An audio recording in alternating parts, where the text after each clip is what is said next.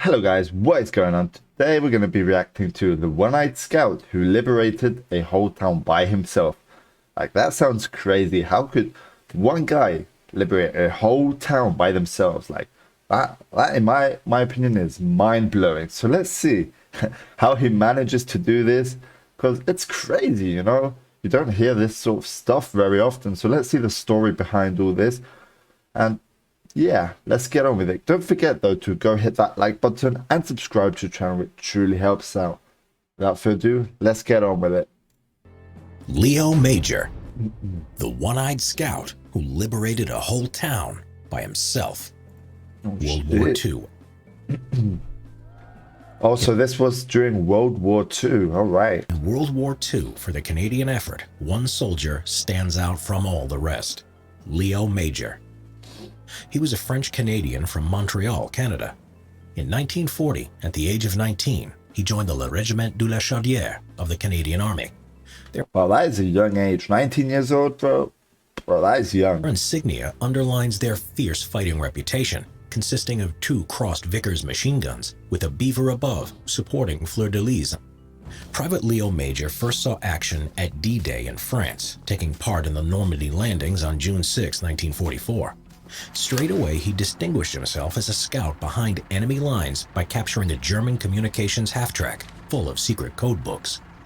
He then forced the captured crew to drive the Hanomag towards friendly lines, but was fired upon with anti-tank guns by British and Canadian troops. Oh shit. Leo had to climb on top of the vehicle to get them to stop firing as they drove closer, and later remarked how happy he was that the British and Canadian soldiers didn't know how to shoot. When the English officer asked Leo to hand over the Hanomag, Leo refused outright, stating that it was a Quebec man who captured it, and so it was handed over to the Chaudière Regiment. His war was nearly cut short when a few days later he was scouting ahead of his unit. Leo unexpectedly encountered a patrolling elite Waffen-SS unit. In the ensuing firefight, he managed to kill 4 of the enemy soldiers, but one of them, fatally wounded, managed to throw a phosphorus grenade, and Leo was hit, damaging his left eye badly. Oh, that's why he's called the one-eyed scout, so that's how it all happened. Leo was then sent to a field hospital for treatment. Leo had to wear an eye patch while his eye healed, and he remarked on how he looked like a pirate. Remarkably, he refused to be sent home, stating that he only needed one good eye to aim a rifle. Quickly, he returned to the front line and continued to act as a scout and sniper for his unit. Shortly after returning to active service in October 1944, he was involved in the month-long Battle of the Scheldt in Holland, which involved much heavy fighting and several amphibious landings. One day during this prolonged battle, Leo's commanding officer had ordered him to find the 50 zombies who had gone missing on patrol earlier. Zombie was a slang term used by Canadian volunteers for unenthusiastic, inexperienced Canadian conscripts in the war. Leo was carrying out the reconnaissance by himself, as always wearing PT sneakers instead of heavy boots. He was deep behind enemy lines in the dark, in freezing cold rain, muttering to himself, "I am frozen and wet because of you, so you will pay." Drenched to the skin while not finding the zombies, he did come across a garrison of German regular troops, sleeping in trenches that they had been digging all day. Noticing a snoring German officer, Leo woke him up, pointing his Sten gun at him, and then motioned him to order his men to follow him. One soldier raised his rifle and was shot dead by Leo, followed by 3 others who joined the firefight. Okay. After this, he shouted, "Achtung!" and "Handen hoch!" and the garrison quickly decided to surrender to him. He then single-handedly marched 93 German soldiers back to the Allied lines. But on the way there, they were attacked by Waffen-SS troops manning an artillery battery from a neighboring village, who were infuriated that their fellow countrymen were surrendering. Oh man, like, this guy is really taking risks right here. This left a lasting impression on Leo. The Waffen-SS unit managed to kill and injure a number of the German prisoners before being driven off by an Allied Sherman tank. Leo then handed over 93 German prisoners to his speechless commander. For his act of bravery, Leo was awarded the Distinguished Conduct Medal, which is the 2nd highest award in the British and Commonwealth. Oh, wow. The Victoria Cross being the only one higher. Well, he is quite a brave man from what we've seen so far. But surprisingly, he declined the medal, feeling the British commander, General Montgomery, who was going to present him with the award, was incompetent and therefore in no position to give him that medal. All right. Then in February 1945, as his unit was fighting in the Rhineland in Germany, the Bren gun carrier he was traveling in hit a mine, wrecking the vehicle and killing all its occupants, except Leo. He was severely injured, including 2 badly broken ankles, 4 ribs, and his back in 3 places. Ooh. Leo again refused to be shipped back home, and after a short spell in a Belgian hospital, he returned to his unit in time for their final attack That's to clear some Holland of the motivation last right of its there. German occupiers. So, on April 13, 1945, the Allies were preparing to attack the large Dutch town of Zwolle, but were unsure of the strength or deployment of the German forces in the town. That evening, Leo and his friend Corporal Willie Arsenault volunteered to carry out a recon of the area.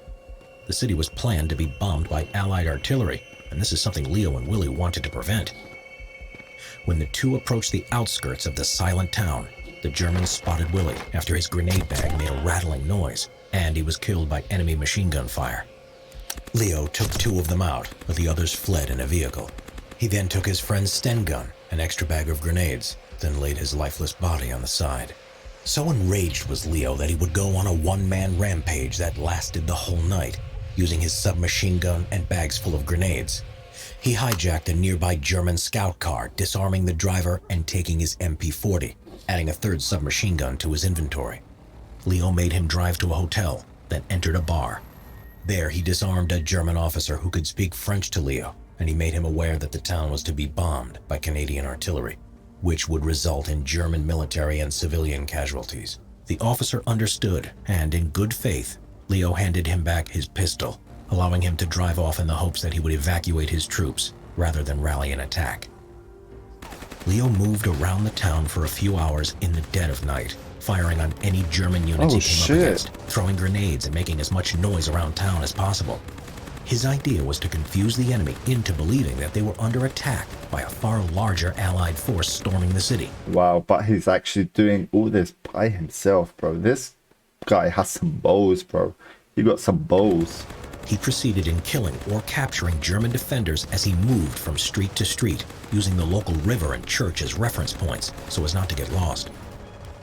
Every time he had enough prisoners, normally between 8 to 10, he would march them back to the Allied lines and drop them off, before returning to the town to carry on his one-man assault. He is reckoned to have done this around 10 times. 4 times in the night he had to force his way into civilian houses to rest.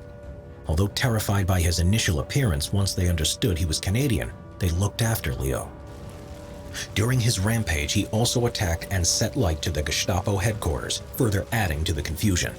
Then, finding the SS headquarters, he engaged in a firefight, killing 4 SS officers inside. Then, later, Leo came across a group of townsmen by chance. This included a local policeman by the name of Frit Kuiper. All of these men were secretly members of the Dutch resistance. Leo then explained to them that the town was liberated. Then the group went on to take the town hall and bring the civilians out onto the streets. By 4:30 a.m., the German garrison had fled the town, and Leo had single-handedly liberated Zwolle. Leo retrieved his friend Willie Arsenault's body and returned to his unit, who had yet to advance into the town. On that morning of April 14th, the Allied forces entered the town without a shot being fired and without the loss of civilian life from the planned bombardment, due to Leo's outstanding bravery the previous night. Wow, that is just crazy, you know, like, they're going to attack right now, but Leo actually cleared everything out the day before. That is just insane, bro. He's such a brave guy, though. For his heroism above and beyond the call of duty, he was again awarded the Distinguished Conduct Medal, and this time he accepted it. After the war, Leo left the army and returned to civilian life to resume his old job as a pipe fitter. With the start of the Korean War in 1950, the Canadian Army joined the United Nations forces in fighting the Communist Chinese and North Korean invasion of South Korea. Leo, though only 29 years old, was seen as a veteran with a special skill set and was recruited to rejoin the army and become a member of a special scout and sniper team. Then, in November 1951, the Communists attempted to take some strategic important high ground just 40 miles away from Seoul, the South Korean capital. The fighting was based around the vitally important Hill 355, nicknamed Little Gibraltar, and Hill 277. Chinese troops had captured it from the Americans, and Leo was to recapture and hold the hill. The fighting raged for days, and the Canadian commander, Lieutenant Colonel Jacques Dextraz, declared, "In the event the battalion is attacked, there will be no withdrawal, no platoons overrun, and no panics." During the battle, Leo commanded a unit of around 18 men, repelling whole Chinese divisions while enduring heavy artillery and mortar barrages for 3 days. Even though Leo had been ordered to retreat when the Chinese divisions counterattacked, he refused. Instead, he demanded that the commander of the mortar platoon, Captain Charlie Forbes, rain mortar fire on the enemy. Oh, The shit. mortar fire was so close to Leo's position that the commander could hear the bombs explode when Leo spoke on his radio.